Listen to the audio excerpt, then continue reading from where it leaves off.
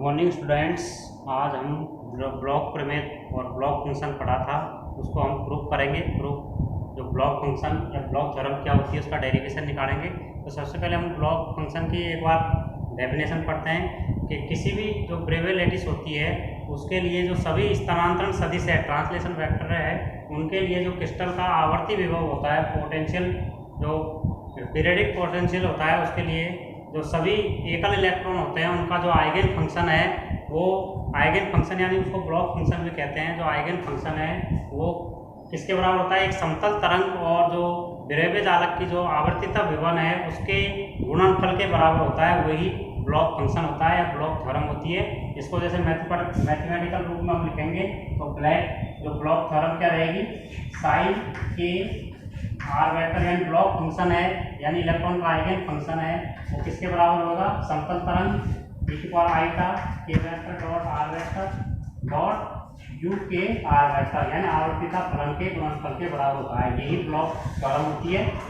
अब इसको हम प्रूफ करेंगे। ब्लॉक थ्योरम है उसको हम प्रूफ करेंगे कि ये किस तरह से हम प्रूफ करते हैं। तो जो स्थानांतरण संकारक होता है उसकी परिभाषा से हम पहले एक ट्रांसलेशन ऑपरेटर होता है उसकी परिभाषा क्या होती है ट्रांसलेशन ऑपरेटर के लिए? तो by definition of translation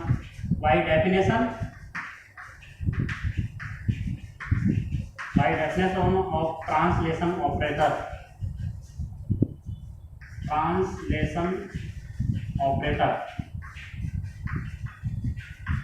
by definition of translation operator की डेफिनेशन क्या होती है? कोई भी स्थानांतरण संकारक, जैसे कोई भी स्थानांतरण संकारक है, इसके लिए इसकी डेफिनेशन के अनुसार साइन ऑफ आर वेक्टर बराबर क्या होता है? Sine R vector plus T vector. ये संकारक होता है ट्रांसलेशन संकारक, उसकी परिभाषा ये होती है, तो उसके अनुसार हम ये लिख सकते हैं। अब ये ट्रांसलेशन संकारक का प्रयोग जो हैमिल्टोनियन संकारक ऑपरेटर होता है उसके लिए इसका प्रयोग करेंगे। यानी टू एक्सपेरिमेंट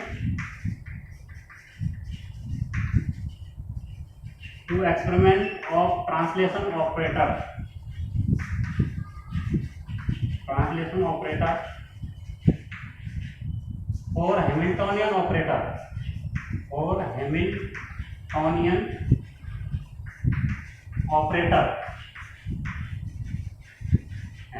ऑपरेटर के लिए इसका प्रयोग करने पर हैमिल्टोनियन ऑपरेटर होता है तो उसके लिए ट्रांसलेशन ऑपरेटर का उपयोग करेंगे। तो उसके अनुसार हम क्या लिख सकते हैं? हैमिल्टोनियन ऑपरेटर के लिए ट्रांसलेशन ऑपरेटर का प्रयोग करके ये हैमिल्टोनियन ऑपरेटर होता है HR, ठीक है। तो बराबर इसको इस रूप में लिख सकते हैं हम HR vector plus T vector. Equation number 2 लिख सकते हैं इसको। इक्वेशन नंबर 2 आ जाएगा हमारे लिए ये। तो इक्वेशन नंबर 2 आ जाएगा। तो इसके बाद हम देखते हैं कि ये इक्वेशन नंबर 2 हो गई, जहां हैमिल्टोनियन ऑपरेटर यानी Hamiltonian operator HR psi R बराबर क्या होता है? हम पहले पढ़ चुके हैं BSc second year third year में। जो हैमिल्टोनियन ऑपरेटर होते हैं वहाँ संकारक होते हैं अलग अलग, उनकी डेफिनेशन के अनुसार एक प्रकार का हैमिल्टोनियन ऑपरेटर भी होता है। उसके लिए क्या होता है? Minus h² del square plus UR और साई आर वेक्टर। ये हैमिल्टोनियन ऑपरेटर की डेफिनेशन होती है। तो हैमिल्टोनियन ऑपरेटर को जहाँ r की जगह r vector plus t vector के रूप में लिख सकते हैं तथा इसको हम इस रूप में लिख सकते हैं तथा HR vector plus t vector इसके रूप में भी लिखेंगे। तो r की जगह Sai r vector plus t vector हो जाएगा। इसके रूप में लिखेंगे तो हम ये इसको इसी रूप में लिख सकते हैं minus h² del square plus r की जगह UR प्लस t आ जाएगा, r vector plus t vector और sine r vector plus t vector. इस रूप में हो गया। केवल हमने r की जगह r vector plus t vector लिखा है, तो इस रूप में भी हम इसको लिख सकते हैं। अब ये है हमने UR प्लस TR हम पहले पढ़ चुके थे, एक बार पहले हमने पढ़ चुका था कि U के R वेक्टर होता है वो किसके बराबर होता है? U के R vector plus T vector. यानी जो आवर्तिता फलन है वो आवर्ती फलन होता है। U के R वेक्टर क्या है? आवर्ती फलन है। तो इसके अनुसार हम UR vector plus T vector की जगह क्या लिख सकते हैं? UR vector. तो इसको दूसरे रूप में हम लिखेंगे तो इस रूप में लिखेंगे minus h² del square plus इसके जगह हम केवल क्या लिख देंगे? UR वेक्टर और वापस वही साई आर वेक्टर, क्या लिख देंगे साई आर वेक्टर। यानी कुल मिला के ये क्या हो गया हमारा, जो एच की वैल्यू थी ये इसकी जगह हम लिख देंगे एच आर और साई आर, क्या हो गया एच आर और साई आर, इस रूप में लिख दिया। इसको समीकरण नंबर हम अगला दे सकते हैं। ये हमारे लिए इक्वेशन नंबर 3 हो गया, जैसे 1, ये इक्वेशन नंबर 2 था तो ये हमारे लिए 3 हो गया, और इसको हम इक्वेशन नंबर 4 कह सकते हैं। तो हम इक्वेशन 1 इससे लास्ट में 1 2 3 4 से हम क्या लिख सकते हैं, जो हमने यहाँ देखा था इसकी जगह, यानी ये इसके बराबर है और ये इसके बराबर है, इसके बराबर, यानी इन दोनों को हम बराबर करेंगे अगर इन दोनों को, तो इससे साई से साई आर कट जाएगा। यानी हम यह लिख सकते हैं कि H R vector plus T vector बराबर क्या आ गया हमारा एच आर, क्या आ गया एच आर। इसको इक्वेशन नंबर 5 लिख देंगे। तो लास्ट में हम ये देखते हैं कि इस जो इक्वेशन 2 है ये लिखेंगे हम इक्वेशन नंबर कौन कौन से हैं, 2, इससे अगला 2 के अलावा कौन सा था 5, 2 एंड 5 से इक्वेशन 2 और 5 को एक साथ लिखेंगे। हम लिख सकते हैं ठीक है H R Hamiltonian vector H R T inverse बराबर, इसको इसके बराबर लिख देंगे H R vector plus T vector और बराबर एच आर वेक्टर, यानी ये तीनों बराबर है। अभी इसको इसके बराबर लिखेंगे और टी इनवर्स है तो टी इसके साथ लग सकता है, यानी इसको हम यूँ लिख सकते हैं ट्रांसलेशन ऑपरेटर एच आर बराबर क्या हो गया, टी इधर गया तो एच हर्मिटियन ऑपरेटर और दूसरा क्या आ जाएगा टी कैप, ये यानी टी कैप एच आर यानी स्थानांतरण ऑपरेटर हर्मिटियन ऑपरेटर बराबर पहले हर्मिटियन ऑपरेटर बाद में ट्रांसलेशन ऑपरेटर। तो इसको लास्ट में हम इस रूप में लिख सकते हैं टी कैप और एच आर बराबर 0। यानी ये इस कंडीशन की है कि कोई भी 2 ऑपरेटर होते हैं वो अगर क्रमन्वय नियम होता है कम्यूटेशन रिलेशन उसका पालन करते हैं, तो हम ये कह सकते हैं कि दोनों जो संकारक है उनके लिए जो दोनों का आइगेन मान है वो एक ही हो सकता है। यानी अगर कोई भी 2 ऑपरेटर कम्यूटेशन रिलेशन का पालन करते हैं तो उनकी जो आइगेन वैल्यूज होती है उनको हम एक ही मान सकते हैं।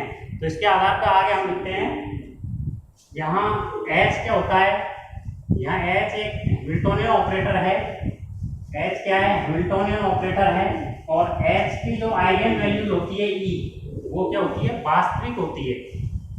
एच की जो आइगेन वैल्यूज होगी वो क्या रहेगी वास्तविक रहेगी। तो इसके आधार पर हम क्या लिखेंगे आगे, यानी एच क्या है एक हर्मिटियन ऑपरेटर है, एच आर क्या है एक हर्मिटियन ऑपरेटर है, हर्मिटियन ऑपरेटर है ये, और इसकी जो आइगेन वैल्यूज है वो क्या होती है रियल होती है। आइगेन वैल्यू इसकी आइगेन वैल्यू होगी ई, ये क्या होती है रियल होती है, ये क्या होती है रियल यानी वास्तविक होती है। और दूसरा जो टी है ये क्या होता है ट्रांसलेशन ऑपरेटर होता है, ये ट्रांसलेशन ऑपरेटर है ये, और इसकी जो आइगेन वैल्यूज होती है वो सम्मिश्र संख्या होती है यानी कॉम्प्लेक्स नंबर होती है, और उनका जो परिमाण है वो मैग्नीट्यूड है वो क्या होता है 1 होता है। ये क्या कॉम्प्लेक्स नंबर होती है, क्या आइगन वैल्यूज क्या होती है कॉम्प्लेक्स नंबर होती है यानी सम्मिश्र संख्या होती है, और उनका जो परिमाण है वो कितना होता है 1 होता है। तो इसके आधार पर हम ये देखते हैं माना कि ये कोई आधार समुच्चय है यूनिट यानी बेस समुच्चय, base Sai K R vector ये एक आधार समुच्चय है। तो इसके लिए हम जो हैमिल्टनियन ऑपरेटर है और ट्रांसलेशन ऑपरेटर है उनकी वैल्यू लिख सकते हैं। यानी हर्मिटियन ऑपरेटर की तो हम किस तरह से लिख सकते हैं इसके लिए, जैसे एच